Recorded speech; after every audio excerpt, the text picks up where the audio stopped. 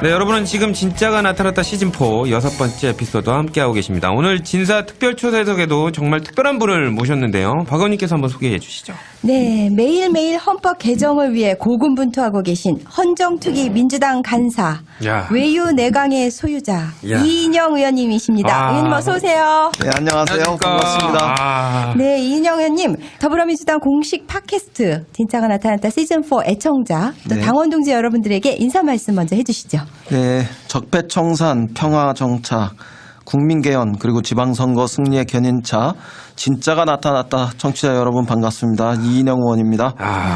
박수 한 번 더 쳐야 될 것 같아요. 네, 그런 것 같은데요. 박경희 의원님께서도 설명을 해주셨는데 지금 현재 헌법 개정 정치개혁 특별위원회 민주당 간사로 활약하고 계시잖아요. 네. 되게 일이 많으실 것 같은데 요즘 근황은 어떠신가요?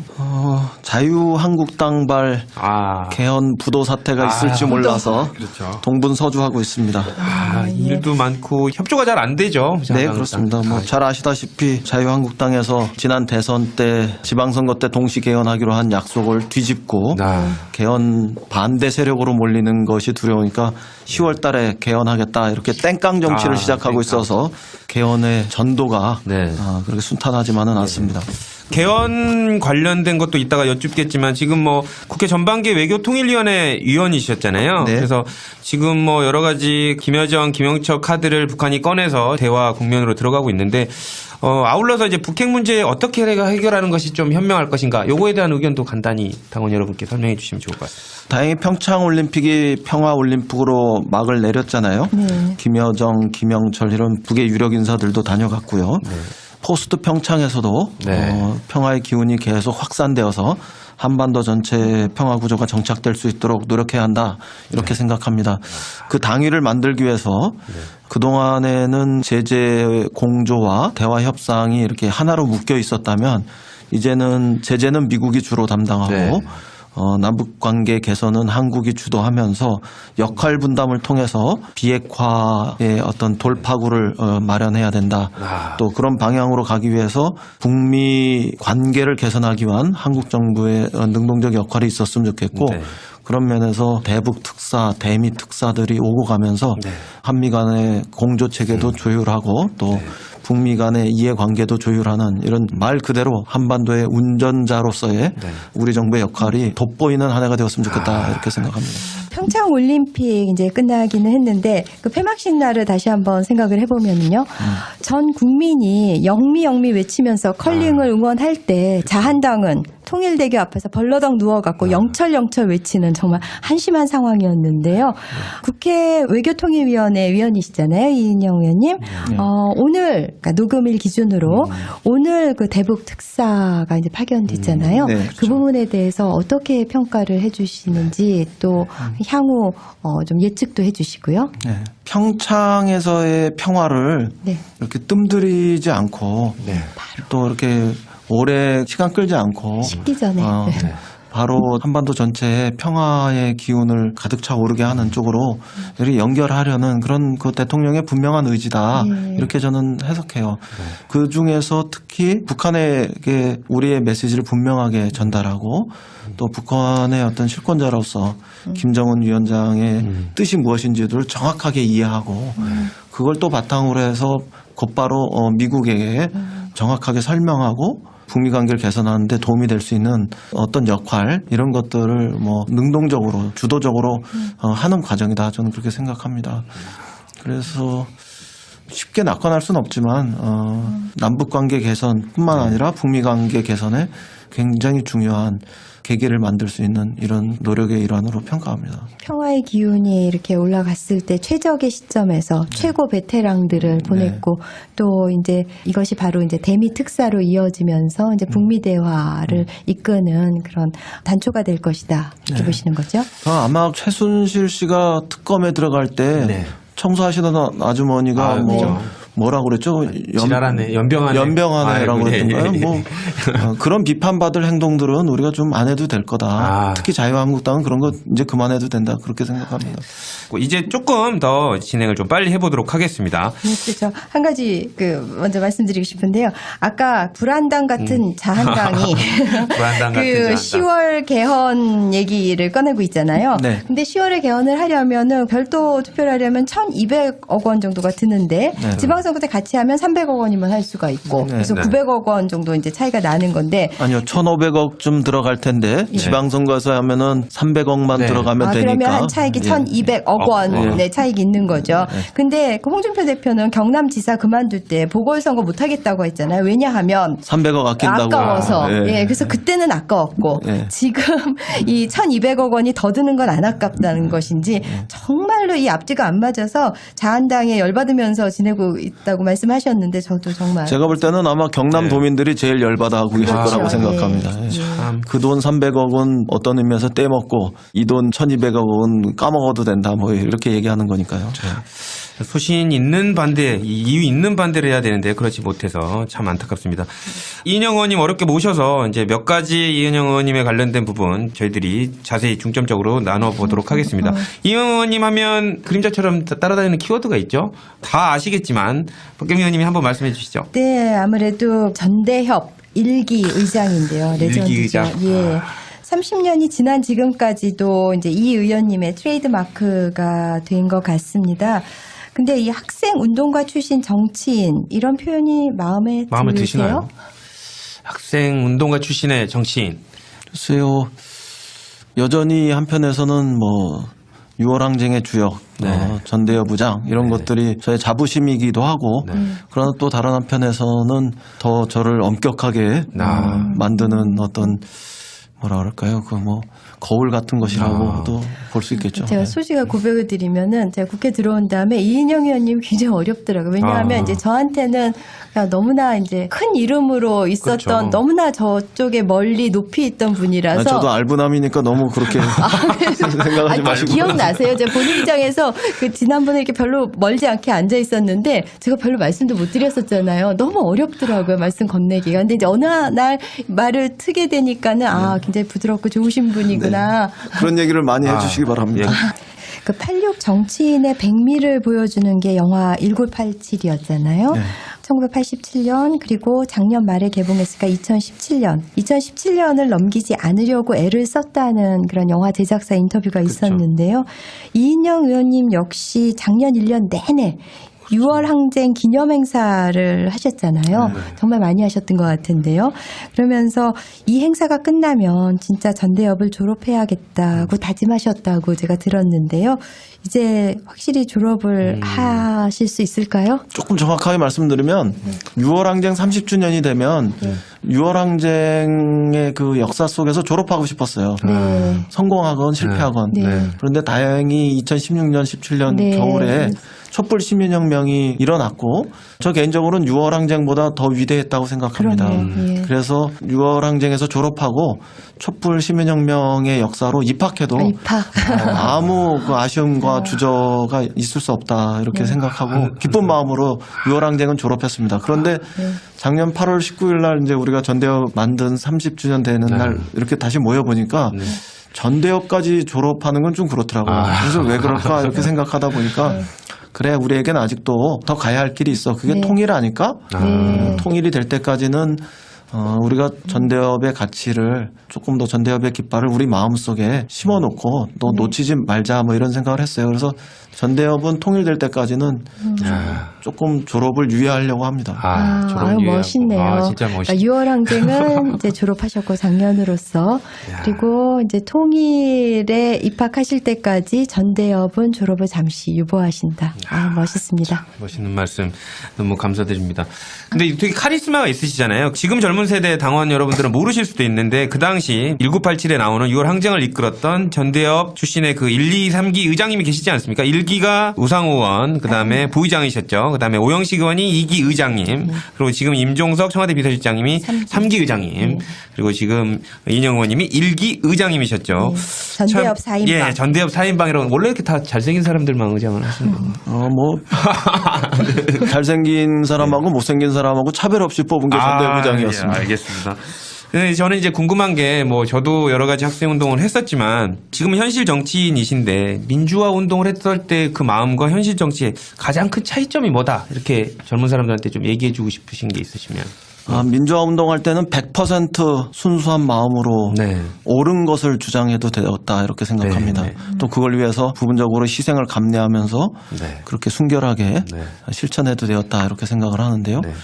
정치 현실에서는 어떤 선배님들 같은 경우는 51%만 실현하고 실천할 수 있어도 해야 한다 네. 이런 말씀을 하시더라고요. 그게 처음엔 좀 낯설었습니다. 네. 그런데 저는 대략 그래도 한 70%, 80%는 네. 실현하고 실천할 수 있어야 되는 거 아니냐 이렇게 생각했는데요. 그런 것들을 현실에 부딪힐 때마다 좀 고민하고 있습니다. 네. 저는 요거 여쭙고 싶은데요. 86 정치인들이 지난 18년 동안 열심히 활동을 많이 해오시고 성과도 있었던 것 같은데 일부에서는 그 학생 전대협 의장, 막 학생 회장 할 때처럼 이렇게 적극적이지 나서지 못하는 게 현실 정치에 적응해서 그런 거 아니냐 뭐 이런 조금 가슴 아픈 얘기도 하시고 그런다고 제가 들었거든요. 그게 아니라 나는 지금도 열심히 그때 마음을 갖고 활동하고 있다. 이런 것을 한번 설명 한번 해주시면. 글쎄요, 대체로 민주주의의 가치를 위해서 서로 연합하고 단결하는 이런 과정에서 또 복지를 통한 또 사회 경제적 민주화를 통한 더 좋은 민주주의의 이런 과정에서 저희들이 한 번도 빠져 있거나 또 그런 어떤 시대적 과제를 외면한 적은 없었다고 생각합니다. 이제 그럼에도 불구하고 우리 스스로가 우리의 가치를 중심으로 해서 더 나은 미래의 권력들을 세워왔느냐 이런 면에서 비판을 받을 수 있다고 생각합니다. 주로 선배들이 형성하는 권력 질서, 당권 질서 이런 것들에 편승하거나 조력자로 위치 지으면서 우리가 민주화 운동할 때, 학생 운동할 때 그런 어떤 시대적 가치들 더 친노동적이고 더 통일지향적인 이런 진취적인 가치를 중심으로 해서 권력을 만들고 또 선배들에게 도전하고 새로운 사회의 문을 여는 이런 노력들은 하지 못했으니까요. 남은 시간이라도 자기 정치 남은 시간들이라도 최선을 다해서 가치로 권력을 세워가는 권력의 가치를 줄 세우는 것이 아니라 이런 본래의 모습을 찾아야 한다 이렇게 생각합니다. 가치를 가지고 있는 거는 그때의 이인영이나 지금의 이인영이나 똑같다라는 말씀을 해주시면. 저도 부분적으로 훼손됐겠지만 그래도 가치를 중심으로 해서 실천하고 또 행동하려는 노력을 그래도 열심히 한 사람이 하나다. 이런 자부심은 말씀드릴 수 있겠습니다. 그 이인영 의원님한테는 한때 서울시장 출마설도 있었죠. 그렇죠. 더 이상은 서울시장 후보로 거론되지 않고 있는 것 같은데 출마를 포기한 이유 듣고 싶습니다. 박원순 시장님하고도 특별한 관계이신 것 같은데 그렇죠. 시국 사건 때 경찰 조사 받을 때 담당 변호사 하셨다고. 87년에 제가 2차례 투옥을 경험했는데 그때 이제 박원순 시장님이 제 담당 변호사셨고요. 그리고 또 방금 이야기하신 대로 우상호 의원과는 30년 동지고요. 또 그렇게 하다 보니까 박영선 의원은 바로 옆에 지었고요. 그다음에 또 민병두 의원님이나 정봉주 전 의원 같은 경우는 전민련 제야단체 시절에 같이 일했던 선배 동지들이시고 전현희 의원은 지난해 개헌특위 활동을 같이 했고 그 가치의 충돌이 그렇게 크지 않으면 서로의 관계를 좀 훼손하지 말자. 그런 판단도 좀 그래도 있었습니다. 정치적 야심이 있으실 텐데 그렇게 깨끗하게 접으신 게 너무 멋지세요. 궁금해하시는 당원분들 되게 많더라고요. 그래서 다음 기회를 노리시는 건지 아니면 다른 소명이 있으셔서 일부러 이제 건너뛰신 건지. 아니요, 꼭 다음 기회라는 게 꼭 있겠습니까? 지나간 인연에 대해서 그렇게 연연할 필요는 없다고 생각합니다. 저도 욕망이 있는 사람이고 또 정치인이기 때문에 그런 정치적 욕망이 없을 수는 없지만 그래도 때로는 그런 거를 억제할 줄 아는 것도 우리 정치에 그런 사람이 있는 것도 괜찮다 이런 생각입니다. 제 1987년도 그 항쟁 관련해서 이제 개헌까지 함께 한번 의원님께 여쭤보고 싶은데요. 올해는 이제 재헌 70주년이 되는 해고 개헌에 대한 논의도 되게 활발하게 있지 않습니까? 근데 지금 개헌 관련해서 여러 가지 1987년에 방금 말씀드린 대로 마지막 개헌이 이루어졌었는데요. 마지막 이루어졌던 개헌의 주요 내용 간단히 설명을 한번 해주시면. 87년 그 6월 민주항쟁 이후에 그때 우리 국민들이 핵심적으로 요구했던 직선제 개헌, 네. 이것이 87년 개헌의 핵심 골자가 되겠습니다. 그래서 국민의 기본권을 조금 더 신장시키고 그다음에 지방자치제를 부활할 수 있는 근거를 만들고 그다음에 헌법재판소 제도를 도입하고 부분적으로 언론의 자유 같은 것을 확대시키고 뭐 이런 것이 87년 개헌의 요체죠. 그러나 5년 단임의 대통령 직선제를 합의하는 과정에서 그 이전에 있었던 전두환 시절의 권력 구조, 또 그 이전에 있었던 72년 유신 그 헌법에서의 권력 구조, 이런 부분들은 더 완전한 상권 분립, 민주적 견제와 균형이 가능한 이런 형태로까지는 나아가지 못했습니다. 뭐 그런 점이 성과과 동시에 또 한계일 수 있겠죠. 개헌의 역사 이렇게 쭉 보면 이제 52년에 1차 개헌이 있었고 9차 개헌이 87년이니까 그러니까 35년 동안 9차례 개헌이 있었고 그 이후 30년 동안 그러니까 한 세대가 흐른 30년 동안은 전혀 개헌이 이루어지지 못했던 건데요. 그 한 세대 동안 변화해온 가치 인식, 사회상 이런 거를 이제 담아내지 못한다. 그러니까 이제 개헌을 해야 되는데 물론 헌법은 뭐 묵직하게 움직이긴 해야 되겠죠. 법과 달리. 하지만 이제 지금은 이제 정말 개헌이 필요한 시점인데 그 9차 개헌은 막 번개불에 콩 꼬먹듯이 이루어지다 보니까 문법상 오류도 많고요. 현행 헌법에. 또 웃지 못할 일도 있었죠. 전두환이 노후 보장을 위해서 설치한 국정자문회의가 국가원로자문회의로 이름만 바꿔서 살아남는 그런 실책도 있었는데요. 그러면 30년 동안 개헌이 이루어지지 못했는데 헌법, 개헌 전문가이신 이인영 위원님께서 보시기에 개헌이 이루어지지 못한 가장 큰 원인이 뭘까요?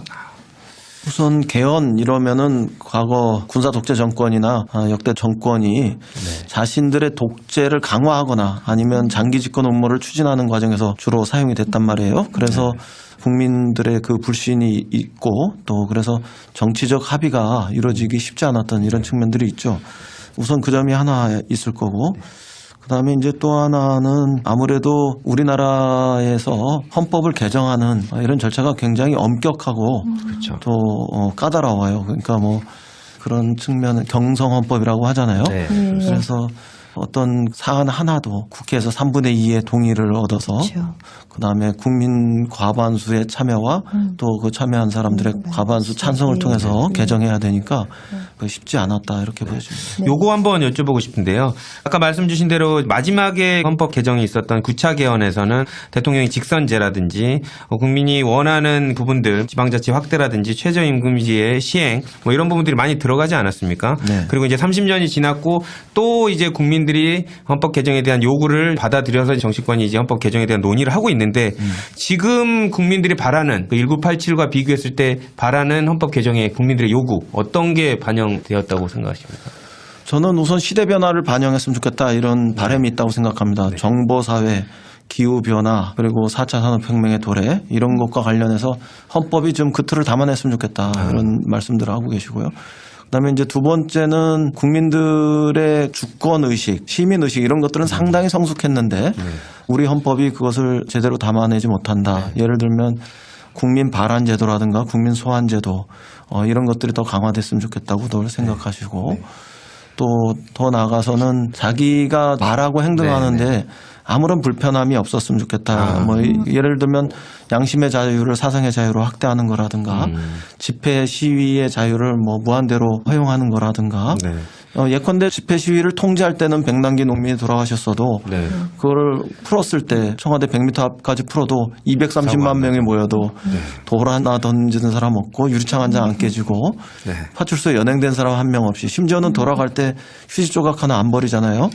뭐 이런 것들을 보면은 뭐 충분히 가능한 일이다 이렇게 생각하고 언론 같은 경우가 권력으로부터 자유는 있지만 언론 사주의 편견 그다음에 광고주들의 어떤 요구 이런 것부터 자유로우냐 또 그런 것으로서 사회적인 책임을 다하느냐 이런 것에 대한 어떤 변화의 요구들 이런 것들이 있다고 생각합니다. 국민들이 바라는 게 그게. 그리고 이제 아마 더 나가면은 사회경제적인 민주화 그러니까 재벌과 소비자, 노동자, 중소기업 이런 데가 이렇게 기울어진 운동장 이런 네. 곳으로 놓여 있는데 새로운 균형을 취하는 거 이런 것들도 꽤 바란다고 생각하고 네. 특히 최순실 게이트 때 더 그렇죠. 이상 정경유착이라는 건 이제 없어야 된다. 네. 이런 바람들이 이제 터져 나왔잖아요. 네, 네. 그런 문제들 그리고 근로자로만 돼 있는 거를 노동자로 네. 좀 네. 바꾸자. 아. 여자로 돼 있는 걸 여성으로 바꾸자. 그렇죠. 신체 장애자로 돼 있는 거를 장애인 전체로 바꾸자. 그다음에 뭐 연소자 이렇게 돼 있는 걸 아동 청소년 이런 것으로 좀 바꾸자. 네. 그런 등등 사회 경제적 혹은 정치 시민적 어떤 권리 이런 것들을 키워내는 거 이런 바람들이 많다 이렇게 생각합니다. 네, 지금 국민들이 바라는 개헌 이슈들 기본권 중심으로 말씀을 해주셨는데요. 사실 이제 뭐 권력 구조도 있고 지방분권도 있고 우리가 풀어가야 될 얘기 너무나 많은데 네. 지금 1시간여 동안 지금 개헌 이야기를 들어야 되다 보니까 좀 마음이 바빠요. 네, 왜 바쁩니다. 뭐 하룻밤에 읽는 세계사 이런 거 있잖아요. 아, 거의 네. 그런 식으로 이게 거의 다이제스티브로 지금 개헌 얘기를 해야 될 것 같은데 일단 차근차근 헌정특위 이야기부터 네. 풀어갈까 싶습니다. 헌정특위가 지금 이제 간사를 맡고 네. 계신데 어떻게 구성되어 있고 어떤 활동을 진행하셨는지 간략하게 설명 부탁드릴게요. 헌정특위는 지난해 국회에서 활동했던 개헌특위하고 네. 정치개혁특위 요 두 개를 합쳐서 25명의 여야 의원으로 구성을 했어요. 그래서 13명의 의원들이 개헌 소위를 구성하고 그다음에 12명의 의원들이 정치개혁 소위를 구성해서 서로 나누어져서 이제 분과 활동도 하고 있고요. 네. 지금 현재는 개헌 소위에서는 정부 형태, 권력 네. 구조가 아무래도 핵심적인 쟁점이 되고 있기 때문에 그와 관련해서 집중적 논의를 벌이고 있고요. 네. 그 외에도 기본권 논의나 지방분권 논의 이런 것들도 함께 하려고 합니다. 그리고 정치개혁 소위에서는 지금까지는 지방선거 때 의원 정수 문제나 선거구 획정 문제와 관련해서 주로 활동했는데 조만간 이제 선거법, 국회의원 선거법을 포함한 이런 선거 제도 전반과 관련해서 개혁할 수 있는 것이 무엇인지 이런 걸 확인하고 또 토론하려고 하고 있습니다. 네, 일단 개헌 시기 관련해서요. 6월에 하는 게 일단 최선인데요. 지금 자한당 등등이 딴지 걸기를 많이 하고 있어서 만약 지방선거와 동시에 개헌 국민투표를 붙이지 못한다면 이제 10월 개헌 얘기가 나오죠. 그거 말고 어떤 류의 대안들이 있을까요? 대안은 없다. 네. 6월 지방선거 때 동시 개헌이 최선이다. 네, 그렇게 그리고 나가야 되죠. 유일하다. 네. 이렇게 얘기합니다. 딱 잘라서 그렇게 가야 됩니다. 왜냐하면 지방선거가 지나면 네. 개헌의 변수가 늘어나면 늘어날지 줄어들진 않거든요. 네. 그런 그러니까 동력이 측면에서 떨어지니까 우리는 답지가 딱 하나다. 지방선거 때 하는 게 유일한 길이다. 그리고 우리 국민들이 지금 2년 넘게 70%가 넘는 여론 지지율로 맞아요. 예. 개헌에 찬성 의사를 보여주고 계시는데 만약에 지방선거 때 우리가 개헌을 이루지 못하면 국민들이 실망해서 네. 그 개헌에 대한 지지율 이런 것들이 개헌하지 않은 세력들에 대한 심판 의사로 이렇게 전환될 거다 이렇게 생각합니다. 네. 그러면은 10월달 개헌도 그렇게 쉽지 않다 그렇죠. 이렇게 보입니다. 제 일부 당원들이 이제 인터넷에 올린 글을 저도 이제 공감을 해서 말씀 여쭙고 싶었는데요. 지금 사실상 자유한국당만 10월 개헌을 해야 된다라고 얘기를 하면서 명확하게 4개월만 늦춰야 될 이유에 대해서는 또 설명을 안 하고 있는데 그게 지금 뭐 특위에서는 나름대로 합리적인 이유를 대면서 10월로 하자고 그런 얘기를 하고 있는 건가요? 제가 오죽하면은 땡깡 정치라고 그랬겠습니까? 이유가 없군요, 그냥. 이유 없이. 일단 이유가 있다면 6월 지방선거 때 네. 동시 개헌을 하면 투표율이 높아져서 네. 그러지 않아도 이대로 가면 지방선거 때 패배하는데 투표율까지 높아지면은 침몰한다, 몰락한다, 뭐 이런 그 두려움의 반영 아니냐 이렇게 생각합니다. 그러니까 그것은 정당한 사유가 아니라 정략적인 발상일 뿐이다 이렇게 볼 수밖에 없죠. 근데 이런 걱정을 하시는 분도 있더라고요. 일각에서는 당연히 자유한국당이 합리적인 개헌을 늦추는 지방선거와 같이 안 하는 이유를 대지는 못하고 있지만 그렇다고 자유한국당을 배제해서 개헌에 관련된 부분 이슈를 계속 끌고 나가면 문재인 대통령께서 주장하는 협치에 관련된 논의가 또 흐트러질 수 있지 않느냐 이렇게 걱정하시는 분도 있거든요. 이거에 대해서는 어떻게 생각하시나요? 문재인 대통령은 당연히 뭐 협치를 위한 이런 노력을 하셔야 된다고 생각을 해요. 또 뭐 그거는 정치학 교과서의 당이기도 하지만 정치 현실에서 더불어민주당이 말하자면은 소수잖아요. 네. 여소야대 이런 현실도 있기 때문에 그러나 또 다른 한편에서 일국의 대통령이 정치 지도자로서는 최고 지도자가 개헌을 가지고 한 약속을 그렇게 헌신짝처럼 내버리면 네. 또 어떤 국민이 헌법을 지키려고 하겠어요. 그렇죠. 그런 면에서는 이 문제는 홍준표 대표가 많이 반성하고 그렇죠. 개심할 일이지 네. 문재인 대통령한테 책임을 넘길 문제는 아니다. 저는 그렇게 생각을 해요. 그래서 이 문제는 정말로 진정한 의미에서 협치의 길을 모색하려면 홍준표 대표가 약속을 지키고 그렇죠. 6월 지방선거 때 동시 개헌의 길로 나와야 한다. 이렇게 생각합니다. 만약에 우리 초등학교 1학년 학생회장을 뽑는다고 생각해 보세요. 약속 막 해놓고 그다음에 선거 지나면 안 지켜버리는 이런 거를 배우게 되지 않겠어요? 그러면 그거는 뭐 절대로 바람직하지 않은 이런 우리 사회의 모습이기 때문에 이것은 문재인 대통령은 약속을 지키려는 노력을 하는 분이고 홍준표 대표는 약속을 배반하려고 하는 것이기 때문에 과연 누가 바뀌어야 제대로 된 그 협치의 길이 열릴 수 있는지 이런 것들은 뭐 자명한 답이다 이래 보여요. 이제 개헌과 관련해서 이제 강론으로 들어가서 기본권에 대한 말씀부터 들어보고 싶은데요.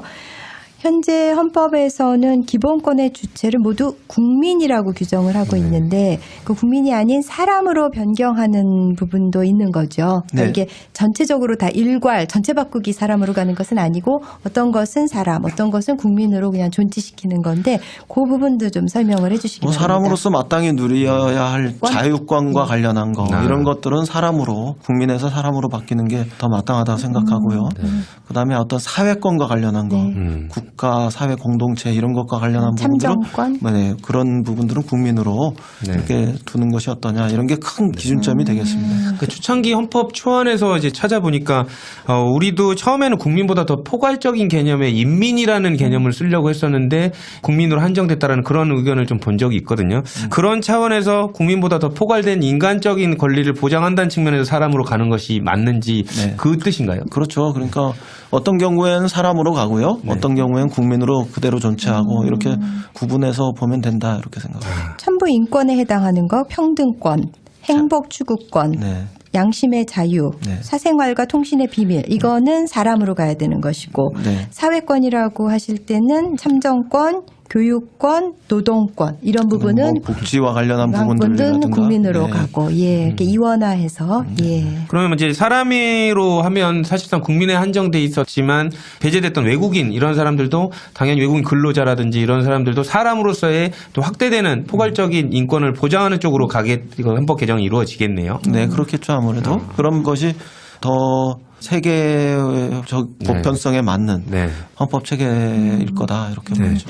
제가 수학을 공부한 그 지병이나 도져서 사람이 훨씬 더 포괄적인 거고 그거의 부분 집합이 이제 국민인데 사람에는 포괄되지만 국민에는 포함되지 않는 부분이 외국인, 국내 체류 외국인, 무국적자 이렇게 되는 거죠. 죄송합니다. 그렇죠. 역시 수학 집합으로 개념으로 딱 설명을 해주셨습니다. A는 B를 포함한다. 그렇죠. 네, 맞습니다.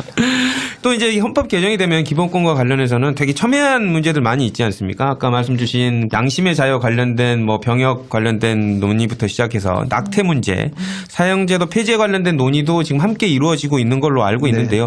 이게 뭐 어느 정도 의견이 뭐 일치되는 방향으로 가고 있나요?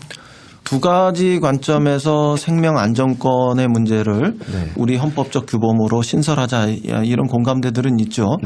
우선 하나는 4.16 참사로부터 우리 사회에서 생명 안전권의 문제들을 강화해야 된다 이런 문제의식이 있는 거고 또 하나는 오래된 이슈지만 사형이라든가 낙태라든가 배아 줄기세포, 태아세포의 뭐 이용 뭐 이런 것들 그리고 동물권에 대한 문제들 이런 것들의 연장선에서 생명 안전의 문제들이 제기되고 있는 건 사실이죠. 근데 그 생명 안전을 지켜내는 이런 문제와 관련해서는 대부분 이견이 없을 거라고 생각하는데 그런 사형제도라든가 낙태제도 그리고 태아 문제라든가 그다음에 동물 생명 문제 이런 것들에 대해서는 이견이 남아 있기 때문에 그 문제들은 더 사회적인 공감대 이런 것들이 형성돼야 할 것 같습니다. 기본권 강화 중에서 생명권 안전권 이거는 추가가 될 가능성이 높은 것이고 강화될 후보로서는 환경권, 건강권, 주거권, 성평등 관련된 거, 그러니까 또 말씀하신 동물 생명권 사용제도 폐지 이제 여전히 논의가 되면서 추가가 될 수도 있고 뭐 그런 사회적 공감대가 보편적인 어떤 공감성을 획득할 수 있는 거냐 이런 것들이 제일 중요한 문제일 것 그럼 같습니다. 생명권 안전권은 거의 확실한 거고. 안전권은 뭐 생명에 있어서 어떤 안전권을 보장해내는 문제 이런 것들은 확실할 것 같은데요. 네.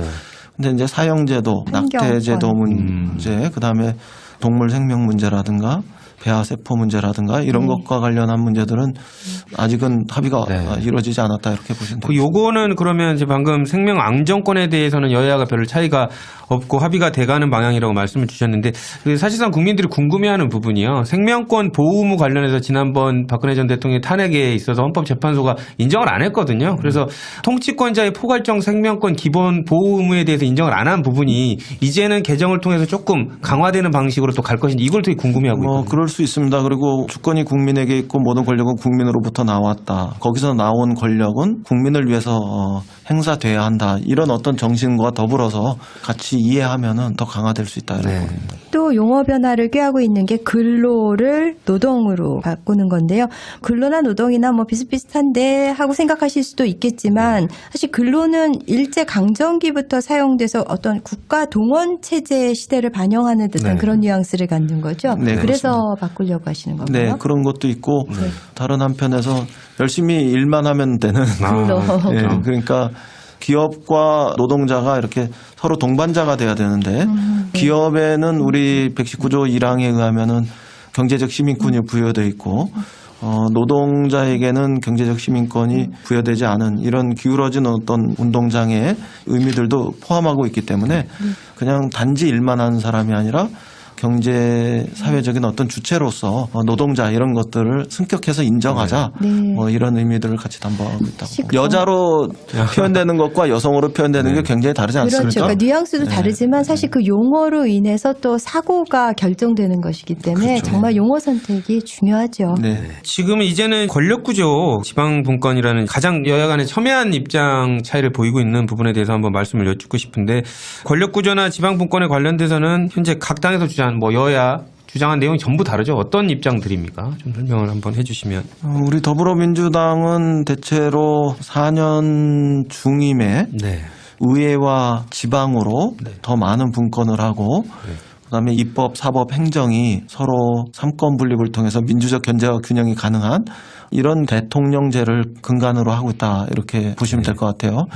이에 반해서 자유한국당은 아직 자기 입장이 분명하지는 않지만 제왕적 대통령제를 탈피해야 한다 이렇게만 얘기하고 있는데 사실상 이원 정부제, 혼합 정부제 이런 것들을 이야기하고 있는 것으로 보이고 내용으로 들어가서 보면 국회에서 국무총리를 선출해가지고 그렇게 선출된 국무총리가 정부 조각권을 갖도록 주도하도록 하는 걸로 봐서는 내각제적 요소가 상당히 강한 이원 정부제가 아닌가 이렇게 짐작은 하게 됩니다. 근데 아직 자기들의 입장이 그것이다 이렇게 그 분명하게 이야기는 안 하고 주로 우리 입장에 대해서 딴지를 거는 뭐 이런 쪽으로 자기 입장을 이야기하고 있기 때문에 뭐 그렇게 그러니까 제왕적 대통령제를 탈피해야 된다는 어떤 원론적인 방향성만 제시하고 자기네 구체적인 카드를 아직 안 내는 거죠. 그러면서 시간 끌면서 그냥 뒷다리 잡기만 하는 두 거죠. 가지라고 생각합니다. 하나는 시간 끌기 위함도 있고 또 다른 한편에서는 그래 우리 내각제야 우리 이원 정부제 이렇게 얘기하면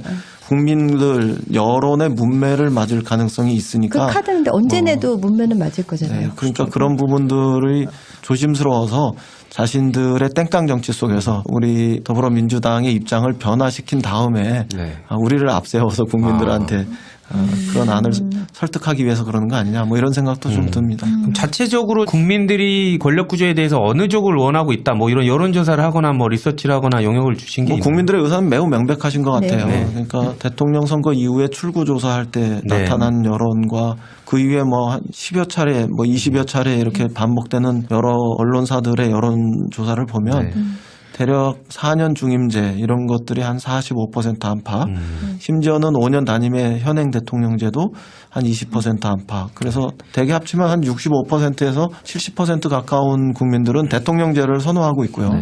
이원정부제를 그래도 괜찮다 이렇게 의견 주시는 분들은 한 20% 정도, 그다음에 내각제 괜찮다 이렇게 하시는 분들은 10% 정도 이렇게 나타나는 것 같아요. 그러면 이 4년 중임 대통령제에 대한 지지가 그걸 선호하는 국민들이 압도적으로 많은데 지난 한 2년여 동안 추이는 어떻게 되나요? 지지하는 정도가 좀 더 높아진 거의 변화가 없어요. 거의. 그러니까 우리가 열심히 노력해서 그러면 그걸 좀 더 끌어올려서 그걸 대세로 만들어야 되겠네요. 그러니까 그래서 압박을 해야 되겠죠. 이미 대세는 형성돼 있다 이렇게 네. 봅니다. 저는 자유한국당에서 대통령이 4년 중임제를 얘기하니까 지지율 높은 네. 대통령이 그렇게 얘기해서 국민들이 따라가서 대통령제에 대한 그 지지 의사가 높은 거다 이렇게 얘기하는데 대통령이 바뀌기 전에도 네. 그러니까 지난 대통령 선거 이전부터도 네. 대통령제에 대한 국민들의 선호도 이런 것들은 그렇게 높게 나타나 있었다. 저는 그렇게 보는 게 맞을 것이라고 생각합니다. 제가 인터넷 댓글에서 되게 흥미롭게 본 게 하나 여쭤보면 자유한국당이 아까 말씀 주신 대로 권력 분산형 대통령제, 그러니까 권력을 대통령의 권한을 떼서 의회 쪽에다 주는 이원 집정부제 형태를 되게 강조하고 있지 않습니까? 근데 그 일부 댓글을 쓰시는 그 인터넷 이용자분들은 그 얘기를 하시더라고요. 첫 번째는 이 사단이 박근혜 정부에서 났는데 왜 그거를 자유한국당이 적반하장으로 주장을 하고 있느냐, 그게 첫 번째고, 두 번째로는 그 권력을 떼서 누가 국회의원들 당신한테 주라고 했느냐, 우리는 동의한 바 없다라고 얘기하는데 그런 부분의 비판에 대해서는 상당히 귀담아 들어야 될 것 같은데 어떻게 생각하십니까? 우선 저 분권형이라는 아름다운 말로 이원 정부제나 내각제라는 거부감 짙은 표현을 모면하려고 하는 이런 뭐 교원 영색의 다름 아니죠. 분권형 이렇게 이야기하는 거는 사실상 이원 정부제나 내각제니까요. 그 점을 우리가 좀 다시 한번 강조하고요. 그다음에 그렇다고 해서 내각제가 뭐 태초부터 나쁜 거냐. 뭐 꼭 그런 건 아니겠죠. 그러나 적어도 한국에서 내각제가 정상적 의미로 받아들여지려면 국회의원에 대한 국민들의 신뢰도 이런 것들이 높아져야 되겠죠. 그리고 또 한 가지만 더 말씀드리면 대통령제에서 이원 정부제나 내각제로 바꾸려고 하는 시도가 국회에서의 기득권을 가지고 어떤 면에서는 정치적으로 패족화된 이런 저 자유한국당이 구명보트를 타려고 한 거 아니냐.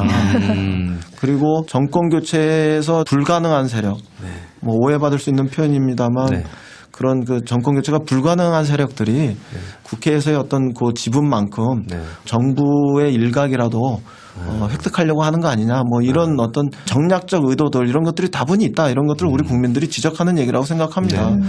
더 나아가서는 한국처럼 사회경제적 개혁이 되지 않은 나라에서 의원 내각제, 이원 정부제 이런 것들이 잘못 도입되면 일본처럼 기득권만 유지하고 연장하고 오히려 확대하는 이런 그 왜곡된 정치 구조로 반복적으로 악순환할 수 있는 이런 소지도 있기 때문에 그에 대해서 좀 거부하고 있는 것이다 이렇게 보여집니다. 개헌의 이제 중요한 세 가지 측면 중에서 이 정부형대 권력 구조가 제일 어려운 부분이잖아요.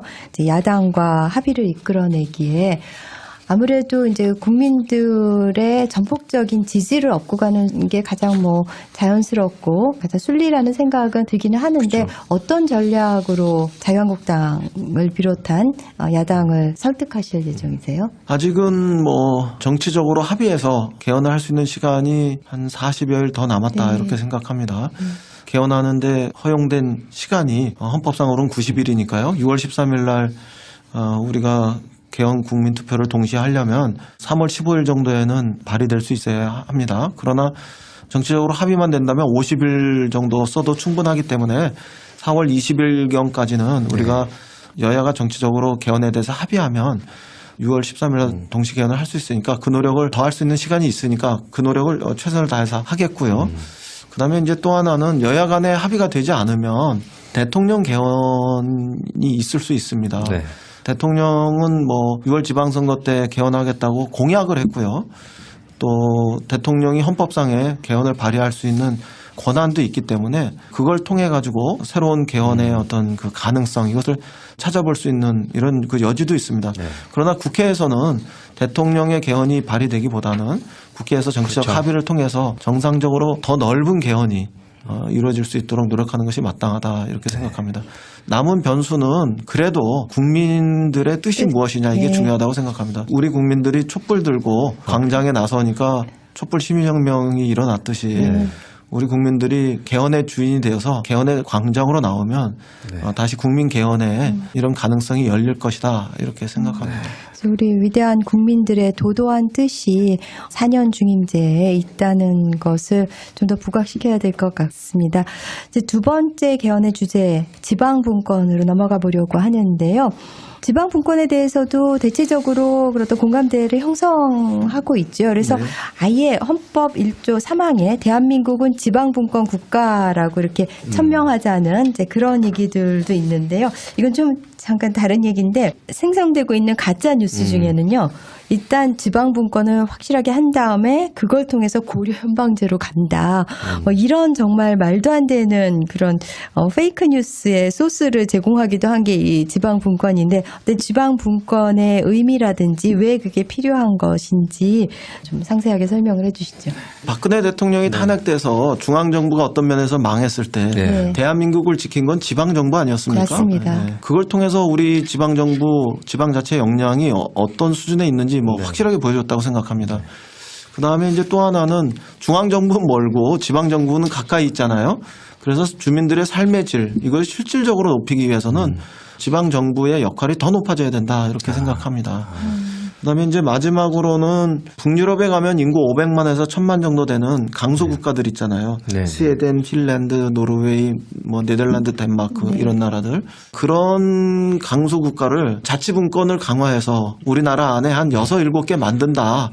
이렇게 생각해 보시면 좋을 것 같아요.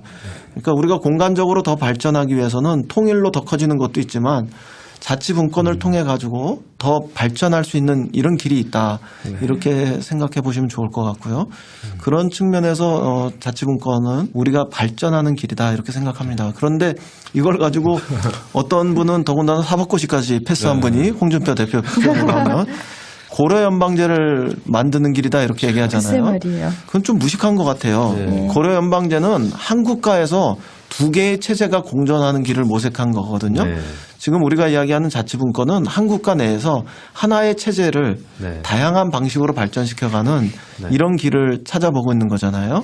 어떻게 서울은 더 서울답게 발전할 건지 경기도나 인천은 더 경기도답게 더 인천답게 발전할 건지 영남은 더 영남답게 호남은 더 호남답게 작은 세종도 또 조금 더 큰 제주도도 어떻게 더 세종답게 제주답게 발전할 건지 이런 다양한 발전의 과정들 특색 있는 발전의 과정들 이런 것들을 만들어 보자는 취지이기 때문에 이걸 고려 연방제라고 이야기하는 거는 음모네요. 그건 잘 모르겠어요. 그거는 달나라 논리 같아요. 저는 이걸 여쭤보고 싶은데 일각에서는 그런 지방자치를 강화하는 내용의 지방분권을 강화하는 내용이 헌법에 들어가는 게 지방자치법만 개정하면 될 것을 굳이 제도적 보장으로서 당연히 인정되는 그걸 명시적으로 또 넣을 필요가 있느냐 이런 이견도 있는 것 같더라고요. 잘 아시겠지만 일반적으로 법이 있고 명령이 있고 그다음에 규칙이 있고 조례가 있고 이렇잖아요. 순서가. 근데 우리는 지방자치 조례를 통해 가지고 지방자치 활동을 허용했잖아요. 그러니까 법에서 눌리는 건 물론이고 명령과 규칙에도 눌려서 지방자치를 하고 있단 말이에요. 그러니까 중앙정부의 손아귀에 딱 쥐어져 있는 거죠. 그래서 적어도 법률에 반하지 않는 수준에서는 지방정부가 자치 입법권을 가질 수 있도록 해야지 자기가 특색 있는 발전의 길을 도모할 수 있을 거 아니에요. 자율적이고 또 특색 있는 발전의 길 이런 것들을 위해서는 헌법에서 그 법을 풀어야 돼요. 지방자치 법률에 의거하지 않고도 법률에 충돌하지 않으면 법률에 위배되지 않으면 자치 입법권을 부여해서 지방정부가 고유한 발전을 모색할 수 있도록 하기 위해서는 그래서 그거는 헌법에서 풀어야지만 되는 거고요. 조세 같은 경우도 조세 법률주의 이렇게 돼 있어 법률로 규정하게 돼 있잖아요. 그러니까 그거는 자치 조세권 이런 것들도 헌법에서 풀어줘야지만 그것이 가능한 길이 되겠죠. 그리고 그렇게 해서 가다 보면은 지방 정부별로 어떤 곳은 돈이 많고 어떤 곳은 돈이 적고 이렇게 해서 불균등한 발전의 길들이 있을 텐데 돈이 많은 지방 정부에서 돈이 적은 지방 정부에 도와주는 것을 안 하려고 할 거 아니에요. 그러니까 이건 헌법 속에서 서로 지방 재정을 조정할 수 있는 이런 제도를 명시해 놔야지만 그런 격차도 완화시키고 해소할 수 있기 때문에 그냥 지방자치 법률로만 할 문제가 아니라 법률을 넘어서는 헌법에서 규정하고 또 풀어줄 거는 풀어줘야지만 더 나은 지방자치로 가는 길이 가능하기 때문에 헌법에서 분권 개헌을 해야 한다. 이렇게 말씀드릴 수 있겠습니다. 헌법에 소위 보충성의 원리라는 것까지 명시를 해줘야 된다. 아까 보충성의 원리를 제가 이야기는 지방정부가 기본적으로는 다 한다. 그런데 이제 거기서 이제 공백이 생기거나 이럴 때만 중앙정부가 이제 개입을 한다. 이런 거잖아요. 그런 수준으로 갈 수도 그런 있고요. 건 이제 굉장히 강한 수준의 지방자치인 그럴 수도 것이죠. 있고 이제 중앙정부가 하지 않는 건 다 지방정부가 해도 된다. 네, 그렇게 이해할 수도 있는. 예. 중앙정부의 법률 안에서만 지방정부가 자치를 하는 게 아니고 중앙정부가 하지 않는 거는 다 지방정부가 해도 된다. 이렇게 할 수도 있는 거죠. 그러니까 그런 수준들은 우리가 개헌 과정에서 적절하게 반영하면 되겠다. 이렇게 지방분권이 강화되는 것은 확실한데 이제 어느 정도 수준까지 강화될 것인지는 이제 여전히 이제 논의가 열려 있는 것이고 지금 이제 자치 입법권하고 예산까지 굉장히 이제 광범위한 얘기를 해주셨는데요. 일단 예산과 관련해서요. 이게 조세 법률주의냐 아니면 지방세 조례주의냐 이제 이런 부분도 말씀을 해주셨잖아요. 그러니까는 조세 법률주의면 중앙정부의 혹은 국세에 해당하는 그런 부분이 강한 것이고 지방세 조례주의로 가면 훨씬 더 지자체의 예산과 관련된 그런 권한을 많이 주는 것이고요. 그렇게 접근할 수도 있고 현재 국세와 지방세가 대략 8대2 정도인데 그거를 순차적으로 7대3, 6대4 요 정도까지 보정해 가는 방법도 그렇습니다. 있다 이런 얘기도. 지금 현재 8대2로 돼 있는 거를 장기적으로 6대4로 지향하고 이 정부가 끝날 때까지는 7대3까지는 확실하게 하겠다 뭐 이렇게 얘기하고 있지 않습니까? 그거는 뭐 개헌을 하지 않고도 진행시켜 갈 수 있다고 생각합니다. 것이고. 그러나 중앙정부도 세금을 걷고 지방정부도 세금을 걷기 위해서는 그거는 개헌으로 풀어야 된다 이렇게 말씀드렸던 거고요. 궁극적으로는 어떤 것은 지방세로 하고 어떤 것은 국세로 하고 이런 것들의 세목 조정을 또 한 번쯤은 다시 해야 될 거라고 생각합니다. 그러니까 방금 말씀 주신 게 지금 지방자치의 재정은 거의 매여 있지 않습니까? 돈을 빌려다가 지방재정을 운영하는 건데 스스로 이제 헌법에 근거해서 세금을 거둘 수 있게끔 만들어주고 부작용들은 관련된 거는 헌법이 스스로 통제할 수 있게 헌법에 넣어야 된다라는 취지로 말씀을 주신 것 같습니다. 아무래도 지방이 자율성을 가지고 특색 있게 자기 나름대로의 발전을 시작하려면 쉽게 얘기하면 법과 예산 이것의 그 어떤 자주성 뭐 이런 것들이 확립되어야 하기 때문에 그것은 법으로만 풀 수 없는 문제가 있기 때문에 헌법으로까지 풀어야 한다 이렇게 생각하시면 되겠습니다. 그 세 번째 쟁점이 그러니까 첫 번째에서 우리가 기본권 강화, 두 번째에서 지방분권, 그리고 참 권력 구조에 대해서도 얘기를 했죠. 그다음에 선거구제도 지금 이제 큰 쟁점 중에 하나인데요. 현재 우리가 채택하고 있는 게 소선거구제인데 여기는 이제 승자 독식이기 때문에 사표가 많이 발생을 하고 그래서 민심을 정확하게 반영하지 못한다. 그래서 중대선거구제 논의가 있고 또 혹은 전체적으로 중대선거구제가 갈 수도 있는 것이고 도농복합형이라고 해서 그러니까 농어촌은 소선거구제로 가고 도시지역은 중대선거구제로 가는 그런 방향도 있고 이 부분은 정말 이제 의원들이 자기 목에 방울을 달아야 되는 그런 상황이기 때문에 더 논의가 어려운 것 같기는 하는데 이거랑 또 연동형 비례대표제까지 전문가시니까 우리 당원들께 친절하게 설명을 해주시죠. 아니 제가 전문가는 아니고요. 이제 서당계 3년에 이제 풍어를 읊는 정도라고 생각하시면 되겠습니다. 대체로 선거구, 선거구를 소선거구로 할 거냐, 중선거구로 할 거냐, 아니면 도시는 중선거구로 하고 농촌은 소선거구로 하는 혼합형 내지는 복합형으로 할 거냐, 뭐 이런 게 하나의 쟁점이고요.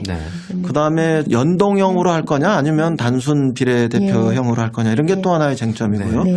그다음에 비례를 구역을 만든다고 그럴 때 전국을 하나의 구역으로 할 거냐 아니면은 권역별로 나눌 거냐 이런 게 또 하나의 쟁점이고 이럴 것 같습니다.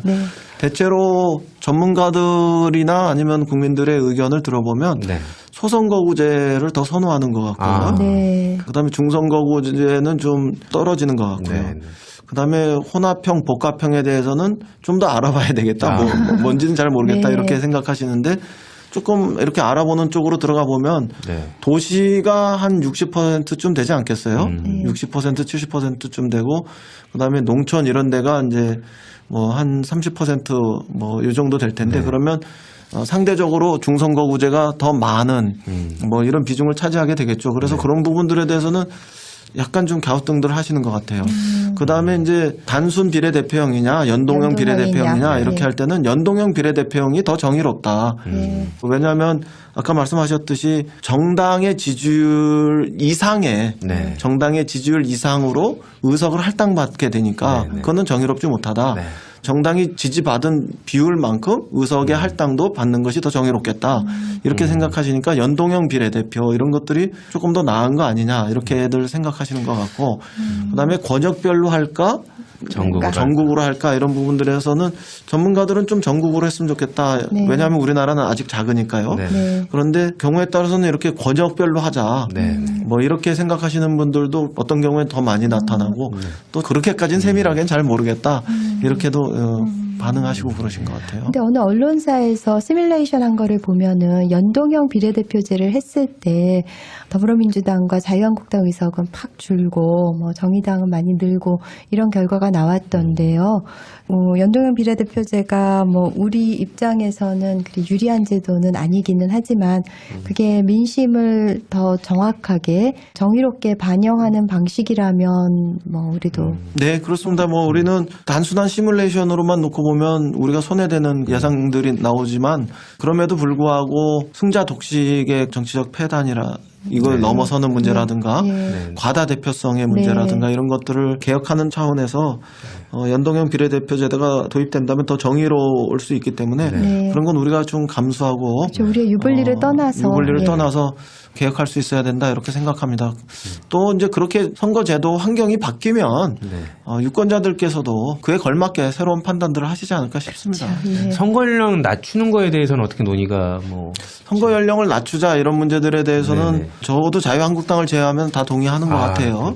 그런데 이제 자유한국당도 몰리니까 말로는 동의한다 그러고 그 다음날 우리 헌정특위 전체 회의를 하는데 보면은 10분 중에 결석한 분을 제외하고는 대부분이 또 그랬나 뭐 이렇게 또 시장에서 이야기하는 그다음에 이렇게 밤을 까는 이런 것들을 해요. 그런데 뭐 이미 우리가 촛불 광장에서도 네. 보면 우리의 청소년들이 그냥 어른들의 아이가 아니고요. 네. 엄마 아빠의 아들 딸이 아니고 네. 성숙한 그 시민으로서의 면모 이렇게 충분히 보여주고 있잖아요. 네.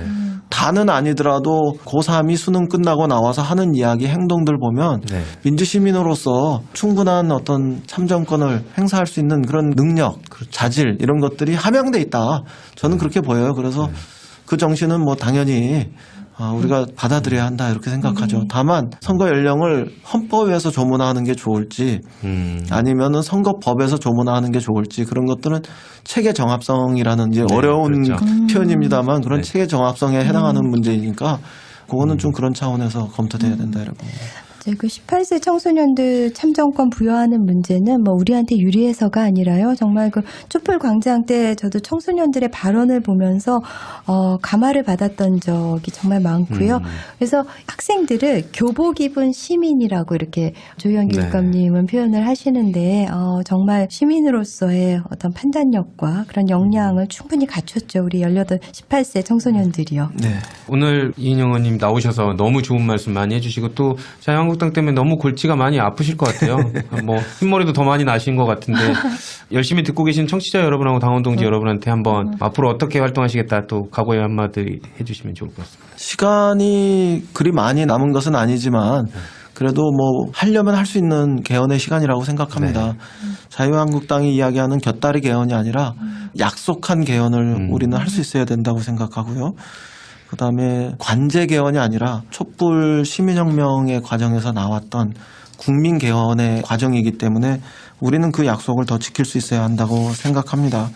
개헌을 통해서 네. 더 좋은 헌법을 만들어서 더 좋은 민주주의로 가는 길, 더 나은 국민의 삶으로 가는 문을 함께 열었으면 좋겠습니다. 이 촛불 시민혁명의 과정에서도 또 대통령 선거의 과정에서도 우리 국민들이 주인이었고 또 우리 네티즌들이 또 주역이었듯이 그렇죠. 이번 개헌의 과정에서도 국민과 또 네티즌들이 주인이 되고 또 주역이 되는 그런 과정이 될 수 있도록 최선을 다하겠습니다.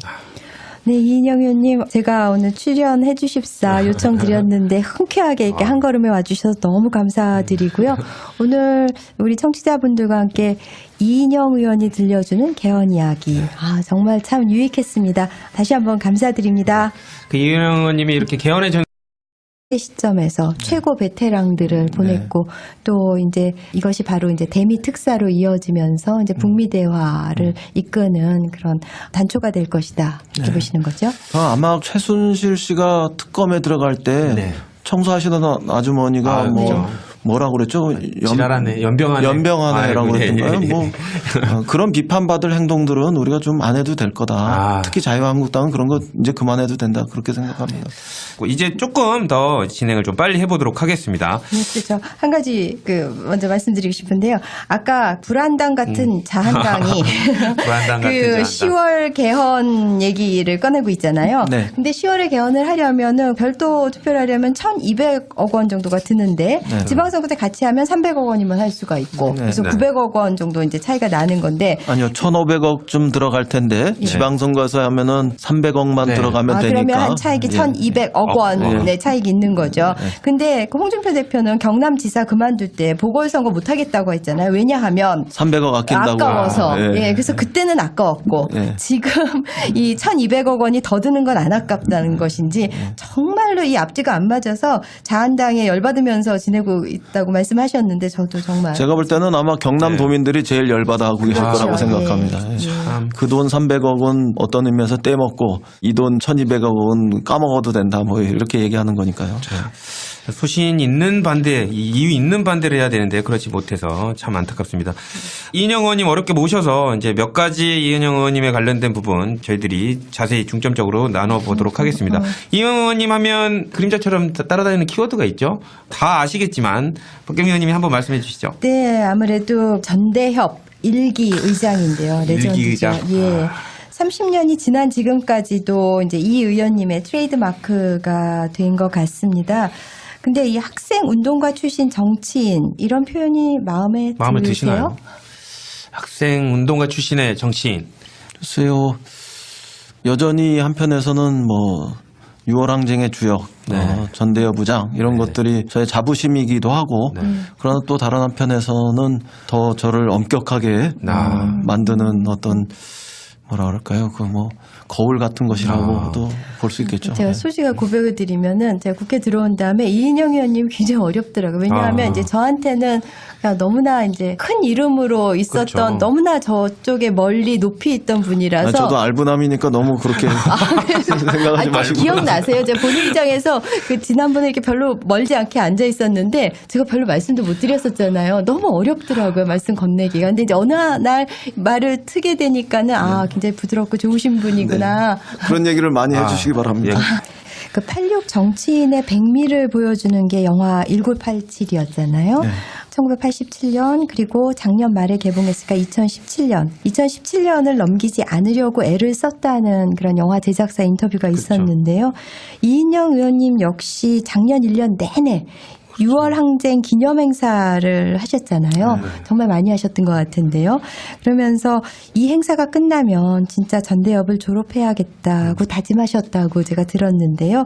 이제 확실히 졸업을 하실 수 있을까요? 조금 정확하게 말씀드리면 6월 항쟁 30주년이 되면 6월 항쟁의 그 역사 속에서 졸업하고 싶었어요. 성공하건 실패하건. 그런데 다행히 2016년, 17년 겨울에 촛불 시민혁명이 일어났고 저 개인적으로는 6월 항쟁보다 더 위대했다고 생각합니다. 그래서 6월 항쟁에서 졸업하고 촛불 시민혁명의 역사로 입학해도 아무 그 아쉬움과 주저가 있을 수 없다 이렇게 생각하고 기쁜 마음으로 6월 항쟁은 졸업했습니다. 그런데 작년 8월 19일 날 이제 우리가 전대협 만든 30주년 되는 날 이렇게 다시 모여 보니까 전대협까지 졸업하는 건 좀 그렇더라고요. 그래서 왜 그럴까 이렇게 생각하다 보니까 그래 우리에게는 아직도 더 가야 할 길이 있어. 그게 통일 아닐까? 통일이 될 때까지는 우리가 전대협의 가치를 조금 더 전대협의 깃발을 우리 마음속에 심어놓고 또 놓치지 말자 뭐 이런 생각을 했어요. 그래서 전대협은 통일될 때까지는 조금 졸업을 유예하려고 합니다. 멋있네요. 진짜 멋있다. 그러니까 6월 항쟁은 이제 졸업하셨고 작년으로서 그리고 이제 통일에 입학하실 때까지 전대협은 졸업을 잠시 유보하신다. 멋있습니다. 멋있는 말씀 너무 감사드립니다. 근데 되게 카리스마가 있으시잖아요. 지금 젊은 젊은 세대 당원 여러분들은 모르실 수도 있는데 그 당시 1987에 나오는 6월 항쟁을 이끌었던 전대협 출신의 그 1, 2, 3기 의장님이 계시지 않습니까? 1기가 우상호 의원, 그다음에 부의장이셨죠. 그다음에 오영식 의원이 2기 의장님, 그리고 지금 임종석 청와대 비서실장님이 3기 의장님, 그리고 지금 이인영 의원님이 1기 의장님이셨죠. 전대협 참, 4인방. 예, 전대협 4인방이라고 원래 이렇게 다 잘생긴 사람들만 의장을 하시는 거예요. 잘생긴 사람하고 못생긴 사람하고 차별 없이 뽑은 게 전대협 의장이었습니다. 예, 알겠습니다.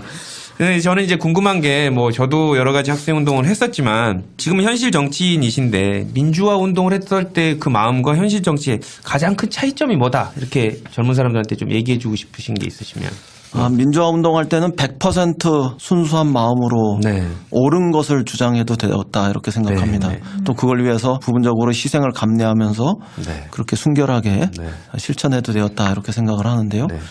정치 현실에서는 어떤 선배님들 같은 경우는 51%만 실현하고 실천할 수 있어도 해야 한다 네. 이런 말씀을 하시더라고요. 그게 처음엔 좀 낯설었습니다. 네. 그런데 저는 대략 그래도 한 70%, 80%는 네. 실현하고 실천할 수 있어야 되는 거 아니냐 이렇게 생각했는데요. 그런 것들을 현실에 부딪힐 때마다 좀 고민하고 있습니다. 네. 저는 요거 여쭙고 싶은데요. 86 정치인들이 지난 18년 동안 열심히 활동을 많이 해오시고 성과도 있었던 것 같은데 일부에서는 그 학생 전대협 의장, 막 학생 회장 할 때처럼 이렇게 적극적이지 나서지 못하는 게 현실 정치에 적응해서 그런 거 아니냐 뭐 이런 조금 가슴 아픈 얘기도 하시고 그런다고 제가 들었거든요. 그게 아니라 나는 지금도 열심히 그때 마음을 갖고 활동하고 있다. 이런 것을 한번 설명 한번 해주시면. 글쎄요, 대체로 민주주의의 가치를 위해서 서로 연합하고 단결하는 이런 과정에서 또 복지를 통한 또 사회 경제적 민주화를 통한 더 좋은 민주주의의 이런 과정에서 저희들이 한 번도 빠져 있거나 또 그런 어떤 시대적 과제를 외면한 적은 없었다고 생각합니다. 이제 그럼에도 불구하고 우리 스스로가 우리의 가치를 중심으로 해서 더 나은 미래의 권력들을 세워왔느냐 이런 면에서 비판을 받을 수 있다고 생각합니다. 주로 선배들이 형성하는 권력 질서, 당권 질서 이런 것들에 편승하거나 조력자로 위치 지으면서 우리가 민주화 운동할 때, 학생 운동할 때 그런 어떤 시대적 가치들 더 친노동적이고 더 통일지향적인 이런 진취적인 가치를 중심으로 해서 권력을 만들고 또 선배들에게 도전하고 새로운 사회의 문을 여는 이런 노력들은 하지 못했으니까요. 남은 시간이라도 자기 정치 남은 시간들이라도 최선을 다해서 가치로 권력을 세워가는 권력의 가치를 줄 세우는 것이 아니라 이런 본래의 모습을 찾아야 한다 이렇게 생각합니다. 가치를 가지고 있는 거는 그때의 이인영이나 지금의 이인영이나 똑같다라는 말씀을 해주시면. 저도 부분적으로 훼손됐겠지만 그래도 가치를 중심으로 해서 실천하고 또 행동하려는 노력을 그래도 열심히 한 사람이 하나다. 이런 자부심은 말씀드릴 수 있겠습니다. 그 이인영 의원님한테는 한때 서울시장 출마설도 있었죠. 그렇죠. 더 이상은 서울시장 후보로 거론되지 않고 있는 것 같은데 출마를 포기한 이유 듣고 싶습니다. 박원순 시장님하고도 특별한 관계이신 것 같은데 그렇죠. 시국 사건 때 경찰 조사 받을 때 담당 변호사 하셨다고. 87년에 제가 2차례 투옥을 경험했는데 그때 이제 박원순 시장님이 제 담당 변호사셨고요.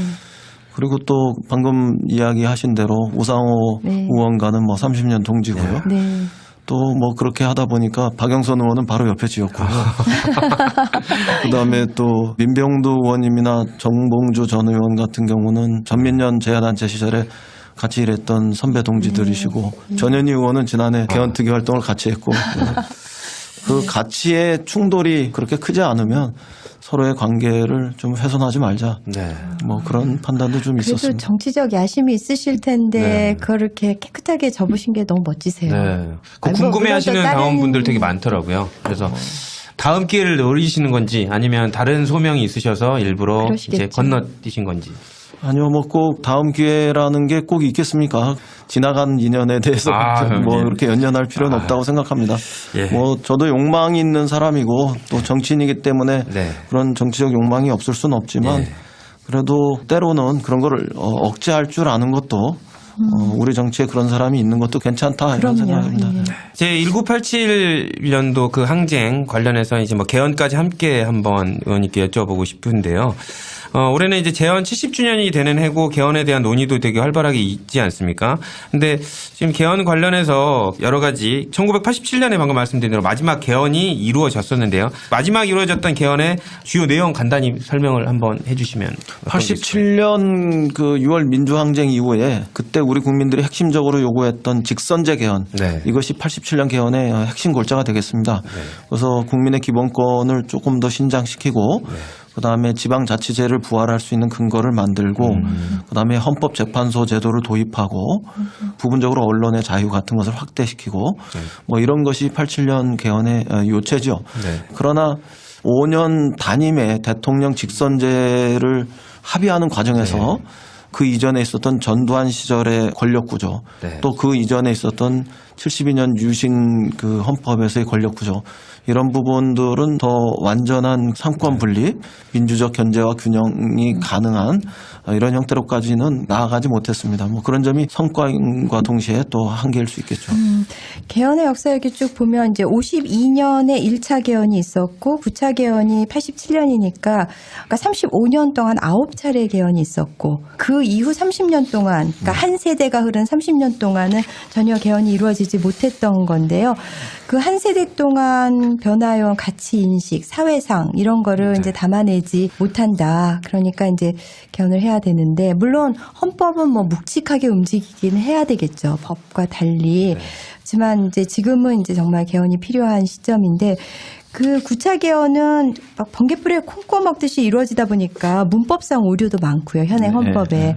또 웃지 못할 일도 있었죠. 전두환이 노후 보장을 위해서 설치한 국정자문회의가 국가원로자문회의로 이름만 바꿔서 살아남는 그런 실책도 있었는데요.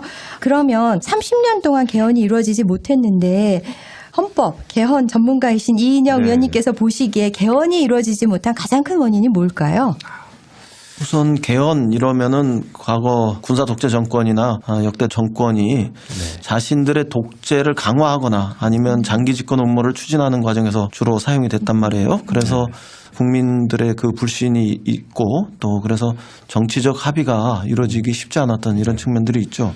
우선 그 점이 하나 있을 거고 그다음에 이제 또 하나는 아무래도 우리나라에서 헌법을 개정하는 이런 절차가 굉장히 엄격하고 또 까다로워요. 그러니까 뭐 그런 측면은 경성헌법이라고 하잖아요. 그래서 어떤 사안 하나도 국회에서 3분의 2의 동의를 얻어서 그다음에 국민 과반수의 참여와 또 그 참여한 사람들의 과반수 찬성을 통해서 개정해야 되니까 쉽지 않았. 네, 여러분은 지금 진짜가 나타났다 시즌4 6번째 에피소드와 함께하고 계십니다. 오늘 진사 특별초대석에도 정말 특별한 분을 모셨는데요. 박 의원님께서 한번 소개해 주시죠. 네, 매일매일 헌법 개정을 위해 고군분투하고 계신 헌정특위 민주당 간사, 외유 내강의 소유자 이인영 의원님이십니다. 의원님 어서 오세요. 네, 안녕하세요. 반갑습니다. 네, 이인영 의원님, 더불어민주당 공식 팟캐스트 진짜가 나타났다 시즌4 애청자, 또 당원 동지 여러분들에게 인사 말씀 먼저 해주시죠. 네, 적폐청산, 평화정착, 국민개헌 그리고 지방선거 승리의 견인차 진짜가 나타났다. 청취자 여러분 반갑습니다. 이인영 의원입니다. 박수 한 번 더 쳐야 될 것 같아요. 네, 그런 것 같은데요. 박경희 의원님께서도 설명을 해주셨는데 지금 현재 헌법 개정 정치개혁 특별위원회 민주당 간사로 활약하고 계시잖아요. 네. 되게 일이 많으실 것 같은데 요즘 근황은 어떠신가요? 자유한국당발 개헌 부도 사태가 있을지 몰라서 동분서주하고 있습니다. 일도 많고 협조가 잘 안 되죠. 네, 그렇습니다. 뭐 잘 아시다시피 자유한국당에서 지난 대선 때 지방선거 때 동시 개헌하기로 한 약속을 뒤집고 개헌 반대 세력으로 몰리는 것이 두려우니까 10월 달에 개헌하겠다 이렇게 땡깡 정치를 시작하고 있어서 개헌의 전도가 그렇게 순탄하지만은 않습니다. 개헌 관련된 것도 이따가 여쭙겠지만 지금 뭐 국회 전반기 외교통일위원회 위원이셨잖아요. 그래서 지금 뭐 여러 가지 김여정, 김영철 카드를 북한이 꺼내서 대화 국면으로 들어가고 있는데 아울러서 이제 북핵 문제 어떻게 해결하는 것이 좀 현명할 것인가 요거에 대한 의견도 간단히 당원 여러분께 설명해 주시면 좋을 것 같습니다. 다행히 평창올림픽이 평화올림픽으로 막을 내렸잖아요. 김여정, 김영철 이런 북의 유력 인사들도 다녀갔고요. 포스트 평창에서도 평화의 기운이 계속 확산되어서 한반도 전체 평화 구조가 정착될 수 있도록 노력해야 한다 이렇게 생각합니다. 그 당위를 만들기 위해서 그동안에는 제재 공조와 대화 협상이 이렇게 하나로 묶여 있었다면 이제는 제재는 미국이 주로 담당하고 남북 관계 개선은 한국이 주도하면서 역할 분담을 통해서 비핵화의 어떤 돌파구를 마련해야 된다.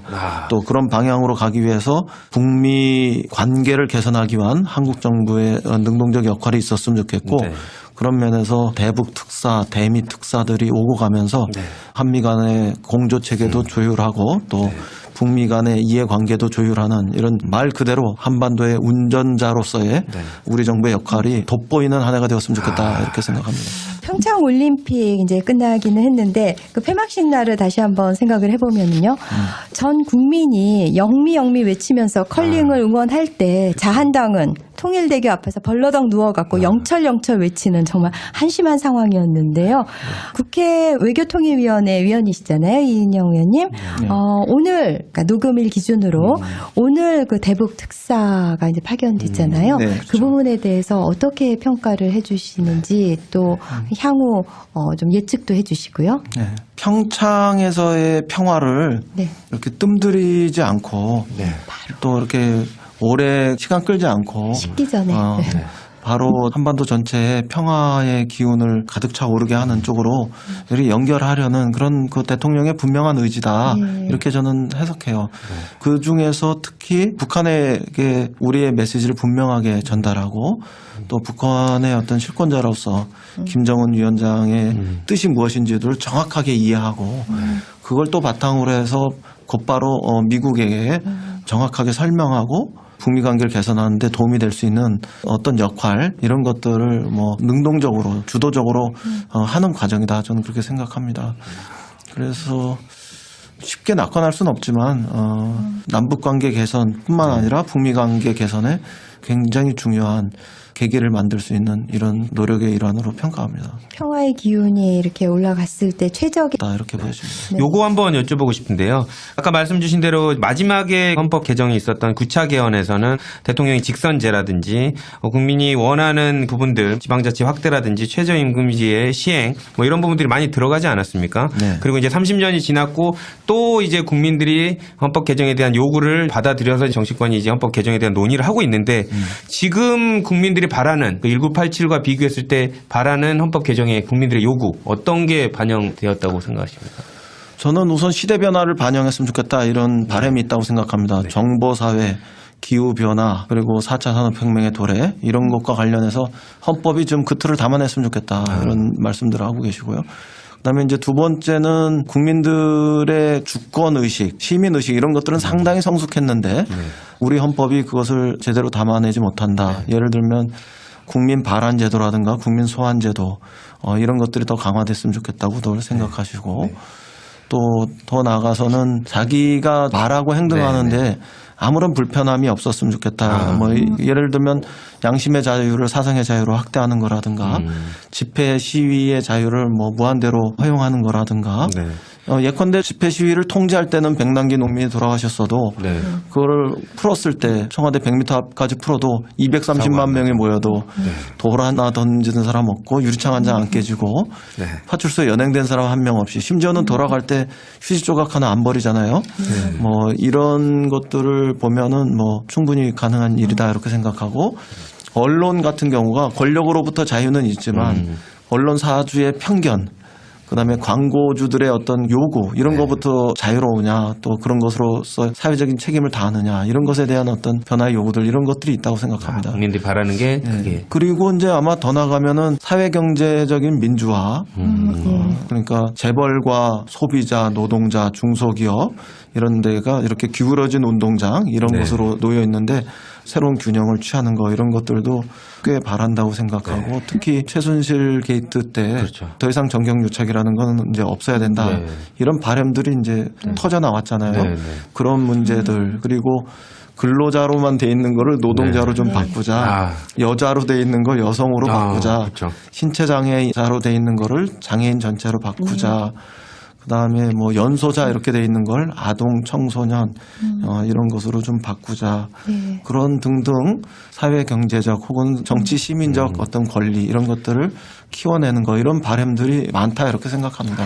네, 지금 국민들이 바라는 개헌 이슈들 기본권 중심으로 말씀을 해주셨는데요. 사실 이제 뭐 권력 구조도 있고 지방분권도 있고 우리가 풀어가야 될 얘기 너무나 많은데 네. 지금 1시간여 동안 지금 개헌 이야기를 들어야 되다 보니까 좀 마음이 바빠요. 네, 왜 바쁩니다. 뭐 하룻밤에 읽는 세계사 이런 거 있잖아요. 아, 거의 네. 그런 식으로 이게 거의 다이제스티브로 지금 개헌 얘기를 해야 될 것 같은데 일단 차근차근 헌정특위 이야기부터 네. 풀어갈까 싶습니다.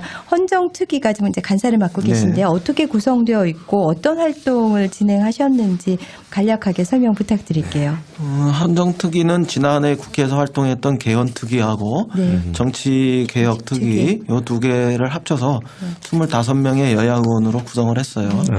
그래서 13명의 의원들이 개헌 소위를 구성하고 그다음에 12명의 의원들이 정치개혁 소위를 구성해서 서로 나누어져서 이제 분과 활동도 하고 있고요. 네.